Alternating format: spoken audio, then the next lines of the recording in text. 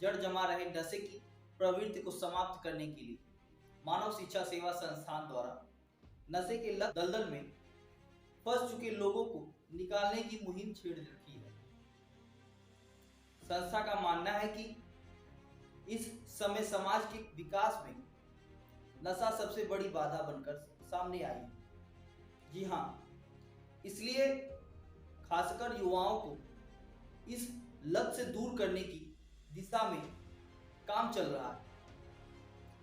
अब इस कार्य को पूरा करने के लिए मानव शिक्षा सेवा संस्थान आलोक गुप्ता व भाजपा नेत्री पूनम गुप्ता ने नशा मुक्ति का सोमवार को परम माता सुंदरी के स्थान पर देवरिया में, जी हाँ देवरिया में कार्यक्रम किया, जिसमें वहां के लोग लगभग 5000 की जनसंख्या में भीड़ उमड़ी थी।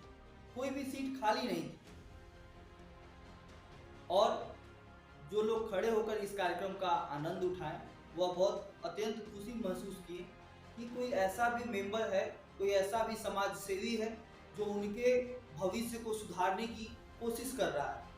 और हालांकि उस दौरान आलोक गुप्ता जी ने अपने पूर्ण रूप से अपनी बातों को रखा कि कुछ समय पहले वह भी इस नशे की लत से ग्रसित थे। नशे का लत कितना घातक होता है वह आज अपने ही फोटो को लोगों के सामने प्रदर्शित करके दिखाए। आलोक गुप्ता आज इतनी बड़ी भीड़ देखकर खुश हुए ताकि इस मुहिम को इतने लोग सपोर्ट कर रहे हैं। जहां पे जिस जगह पे आज उनका काफिला रुका वहां जस्ट बगल में ही दारू का ठेका व कच्चे दारू बनाने की प्रवृत्ति चालू हुई है कई वर्षों से। और हर महीने नहीं 2 महीने या 4 महीने के बीच में किसी न किसी एक मेंबर की दारू की वजह से देहांत हो जाते हैं, वह अपने परिजन को खो देते हैं। जाकर आलोक गुप्ता आज उस जगह पे उस गढ़ में इस प्रकार का मुहिम चला। इसी सोच को आगे बढ़ाने के लिए संस्था के साथ लोगों का कारवां जुड़ने लगा है। नशे की लत से आ चुके कई गरीब परिवारों का भविष्य चौपट हो चुका है। बच्चों की पढ़ाई बाधित हो रही है। परिवार और बच्चों के भविष्य का चिंता दूर करने के लिए प्रयास संस्था लगातार अपने अभियान के माध्यम से चलाएगी कि शिक्षा दीक्षा उनका पूर्ण रूप से संपन्न हो। इस दौरान आलोक गुप्ता के साथ अत्यंत जनसंख्या में भीड़ एक साथ उमड़ी थी। पदयात्रा लगभग 3 किलोमीटर का था। उस पदयात्रा में महिलाएं, भाईगण और उनकी बच्चियां भी सम्मिलित थी। इस पदयात्रा को देखने के बाद वहां के जनमानस में एक अच्छा एहसास, एक अच्छा फील किए वो लोग, ताकि एक अच्छा मुहिम ये आलोक गुप्ता जी के द्वारा व पूनम गुप्ता जी के द्वारा छेड़ी गई है या बनाई गई है।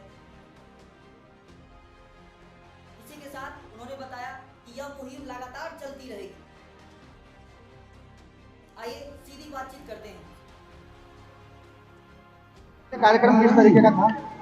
ये कार्यक्रम हमारी मानव सेवा संस्थान के सौजन्य से नशा मुक्ति अभियान का कार्यक्रम था और हर जिले में गोरखपुर, देवरिया, आजमगढ़, बस्ती, जहाँ जहाँ भी हम लोग जाएंगे कोशिश करेंगे हर जगह कार्यक्रम करने के लिए और ये कार्यक्रम हर जगह किया जाएगा। पहले तो सर ये कार्यक्रम जो है बड़ागंज साईं मंदिर से स्टार्ट हुआ था, कहाँ तक जाएगा ये कार्यक्रम? अभी तो गोरखपुर जिले से लेकर के और देवरिया तक पहुंची है और हम लोगों का पूरा टारगेट है कि पूरे उत्तर प्रदेश में इस कार्यक्रम को चलाने का हम लोगों का मन है। सर, इस कार्यक्रम का उद्देश्य क्या है? इस कार्यक्रम का उद्देश्य है कि जो परिवार नशा से ग्रसित हो जाता है, नशा की आदत पड़ जाता है, उसके बाद फिर जो भी पैसा कमाता है वो नशे में पैसे को खर्च कर देता है, अपने परिवार का देखभाल नहीं कर पाता है, बच्चों को लिखा पढ़ा नहीं पाता है। इसको जो है कि मानव सेवा संस्थान कहाँ तक विकसित करना चाह रहे हैं? मानव सेवा संस्थान को विकसित करना मकसद नहीं है। मकसद ये है कि मानव सेवा संस्थान के सौजन्य से लोगों को नशा मुक्त इस अभियान के तहत इसका उद्देश्य बस एक ही है कि जो हम सभी लोग गलत रास्ते पे जा करके अपना पैसा फालतू बर्बाद करते हैं वो हम सही जगह पर उस पैसे को यूज करें और नशा मुक्त हों और अपने परिवार को सुखमय जीवन दें। नशा मुक्ति का अभियान कब तक चलेगा? ये नशा मुक्ति का अभियान काफी लंबा चलेगा और देखते हैं अभी कब तक चल सकता है। कब तक चलेगा? चलिए, बहुत बहुत धन्यवाद। इसी दौरान में आप अपना एग्जाम्पल दिए हैं कि आप भी कभी नशे से ग्रसित थे, लोगों को क्या दिशा निर्देश देना चाहते हैं हमारे चैनल के माध्यम से? मैं निश्चित रूप से आपके चैनल को तो मैं, आप सभी लोगों के चैनल को मैं बहुत बहुत धन्यवाद देना चाहता हूं कि आप लोगों ने यहाँ आकर के इस कार्यक्रम को कवरेज करने का काम किया। मैं तो आशा उम्मीद करूंगा कि आपके इस चैनल के माध्यम से ये संदेश केवल उत्तर प्रदेश में नहीं बल्कि पूरे देश में जाए, हमारे योगी जी और मोदी जी तक ये संदेश पहुँचे, और जो भारतीय जनता पार्टी का भी उद्देश्य है कि गलत रास्ते से लोग निकल करके सही रास्ते पे चलें, उसी अभियान को लेकर के हम लोग चल रहे हैं और पूरे उत्तर प्रदेश में इस अभियान को लेकर चलाने का काम करेंगे। कार्यक्रम की शुरुआत कब से हुआ है? ये कार्यक्रम का शुरुआत पिछले महीने से हुआ है। हमारे क्षेत्र के, चूँकि हम लोग गोरखपुर जिले के रहने वाले हैं और ये हम लोग चिल्लूपार विधानसभा के हैं। चिल्लूपार विधानसभा क्षेत्र के इस समय वर्तमान विधायक श्री राजेश त्रिपाठी जी भी ने इस कार्यक्रम को हरी झंडी दी है और उनका ही प्रेरणा लेकर के हम लोग इस कार्यक्रम को पूरे उत्तर प्रदेश में चला रहे हैं। इस तरीके का कार्यक्रम को महीने में कितने बार किया जाता है?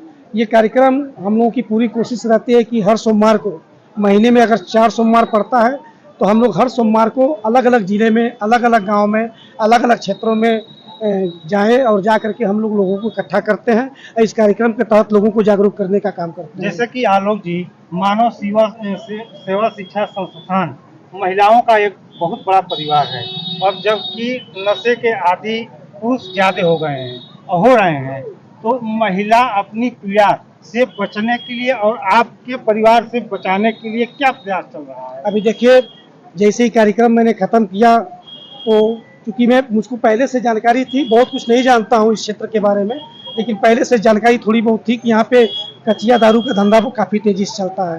तो मैं प्रशासन से लेकर के शासन तक सबको आपके चैनल के माध्यम से आवाज़ देना चाहता हूँ कि जब ये कार्यक्रम समाप्त हुआ तो हजारों महिलाओं की संख्या में कम से कम 10, 25, 50 ऐसी महिलाएं मेरे पास आई हैं मंच के पास, जिन्होंने हाथ जोड़ करके निवेदन किया है कि किसी भी तरीके से हो सके कि इस अभियान को आप लोग और मजबूती के साथ चलाएं।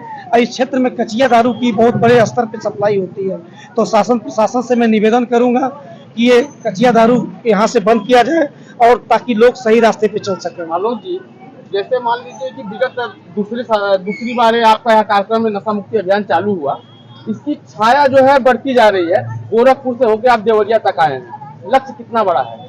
लक्ष्य बहुत बड़ा है, पूरे उत्तर प्रदेश में इस अभियान को चलाएंगे।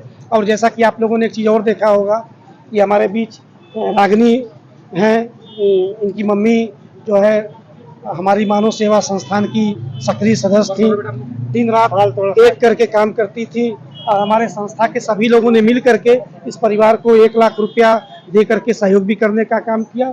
और सभी परिवार मानव सेवा संस्थान के लोगों का ये मन है कि इस परिवार को जो भी मदद हर संभव हम लोग करेंगे।